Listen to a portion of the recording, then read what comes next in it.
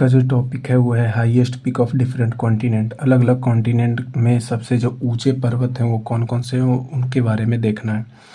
तो कुछ कुछ जो है बहुत ज़्यादा इम्पोर्टेंट है, ऐसे तो सबको याद करना है लेकिन कुछ कुछ को हमेशा याद ही रखना है।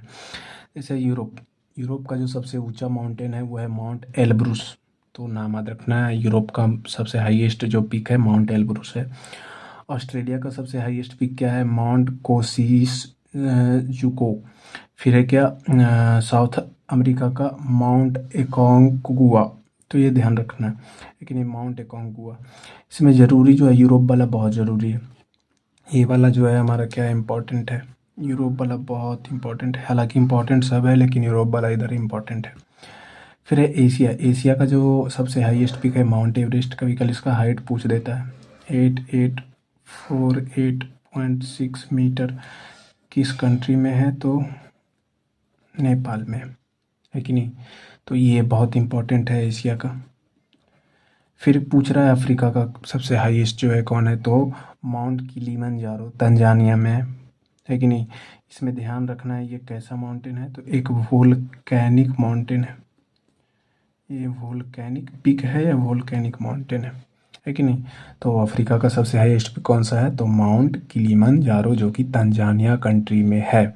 तंजानिया में ही जो है इंडिया का पहला ओवरसीज आईआईटी खोला गया था, तो ये भी ध्यान रखना है, मद्रास ने खोला था।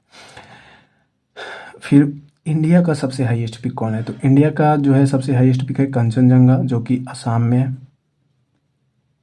कि नहीं। इसका हाइट कितना है? 8598 मीटर है कि नहीं।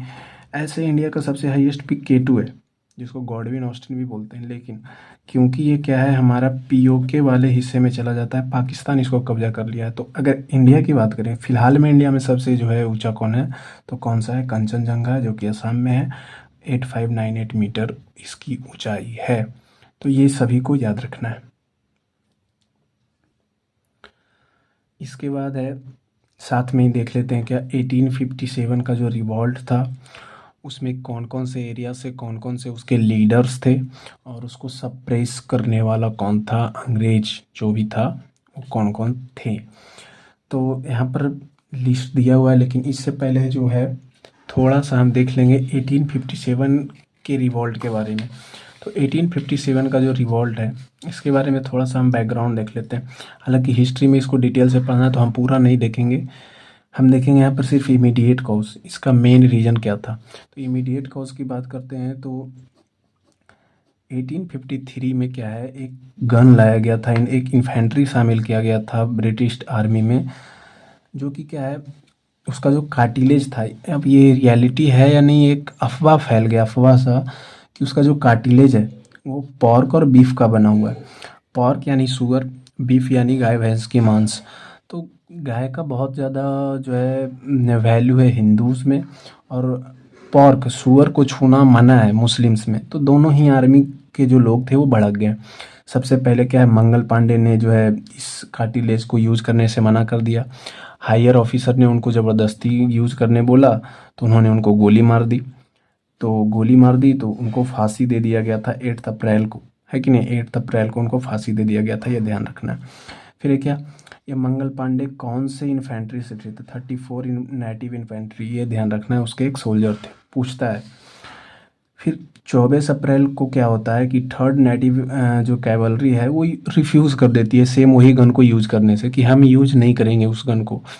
फिर होता क्या, 10 मई 1957 को ये रिवॉल्ट पूरे ओवरऑल जो है आसपास के इलाकों में स्टार्ट हो जाता है। सभी लोग जो है दिल्ली की ओर जाना शुरू कर देते हैं कि दिल्ली जाकर के कब्जा कर लेंगे और हम जो है इंडिपेंडेंट जो है अंग्रेज़ के खिलाफ आवाज़ उठा देंगे, रिवॉल्ट कर देंगे और हम खुद का एक राजा बना लेंगे। और राजा ये लोग किसे बना रहे थे? तो बहादुर शाह जफर सेकेंड को, जो कि क्या था, लास्ट रूलर था ऑफ मुगल्स का। ये क्या था? लास्ट रूलर था। लास्ट रूलर क्यों बनता है? तो क्योंकि इसको लास्ट में जब ये 1857 का रिवॉल्ट ख़त्म होता है तो इसे म्यांमार में भेज दिया जाता है और वहीं पर जेल में इनकी मौत हो जाती है। इसके बाद कोई जो है मुग़ल को राजा की उपाधि या टाइटल नहीं दिया जाता है। जो भी कुछ कोई बचे हुए थे उनको वो राजा की वैल्यू नहीं मिल पाती है। तो ये तो हो गया हमारा क्या, इमीडिएट काउज या रीज़न। अब चलते हैं हम कि किस किस एरिया से कौन कौन लोगों ने रिवॉल्ट किया, उसके लीडर कौन कौन थे और उसको सप्रेस करने वाला कौन कौन था। तो सबसे पहले लखनऊ से बेगम हजरत महल ने जो है इस रिवॉल्ट को लीड किया था। सप्रेस करने वाले थे हेनरी लॉरेंस। फिर है दिल्ली से वक्त खां, हालांकि इसमें बहादुर शाह जफर भी होगा,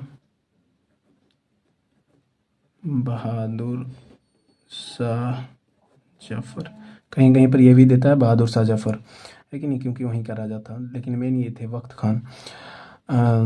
इस टाइम बहादुर शाह जफर बूढ़ा हो चुका था।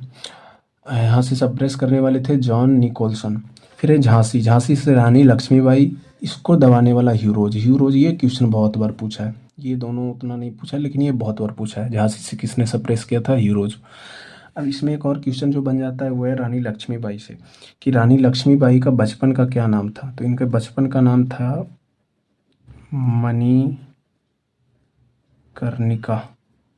मनु भी बोलते हैं, लेकिन नहीं, तो इनका बचपन का नाम क्या था, मणिकर्णिका या मनु।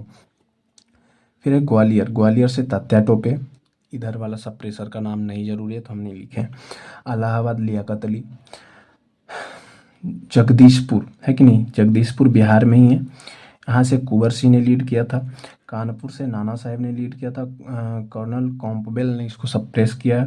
बरेली खान बहादुर खां। तो ये ध्यान रखना है। इसमें एक और जो चीज़ ध्यान रखना है वो ये है नाना साहब के बारे में, ये बाजीराव सेकंड के एडॉप्टेड सन थे। बाजीराव सेकंड या बाजीराव फर्स्ट के बारे में मराठा एम्परर में पढ़ना है, वहाँ के वो पेशवा थे, है कि नहीं। तो उनका कोई बेटा नहीं था, तो उन्होंने नाना साहब को गोद लिया था, और वही कारण है किया कि बाजीराव सेकंड को तो पेशवा माना अंग्रेजों ने, लेकिन नाना साहब को पेंशन दे करके कानपुर में भेज दिया, वहाँ महाराष्ट्र से, कि आप कानपुर जा करके रहिए। इनको पेशवा का दर्जा नहीं दिया गया क्योंकि ये उनके अपने बेटे नहीं थे।